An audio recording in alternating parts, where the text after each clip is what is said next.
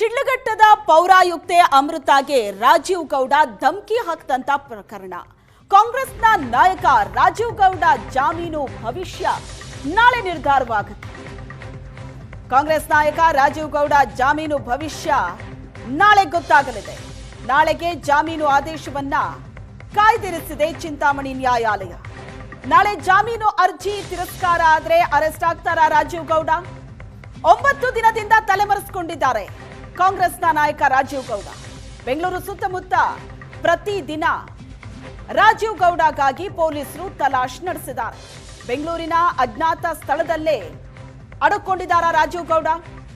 ಬಂಧನ ಮಾಡದಂತೆ ಪ್ರಭಾವಿಗಳ ಒತ್ತಡ ಇದೆಯಾ?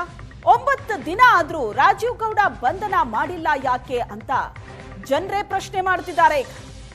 9 ದಿನ ಆಯ್ತು, ಪೊಲೀಸರ ತಂಡ ರಚನೆ ಮಾಡಿ ರಾಜೀವ್ ಗೌಡಗಾಗಿ ಹುಡುಕಾಟ ನಡೀತಾ ಇದೆ. ಇಷ್ಟಾದ್ರೂ ಕೂಡ ರಾಜೀವ್ ಗೌಡ ಇದುವರೆಗೂ ಕೈಗೆ ಸಿಕ್ಕಿಲ್ಲ. 9 ದಿನ ಆಯ್ತು ತಲೆಮರೆಸಿಕೊಟ್ಟು.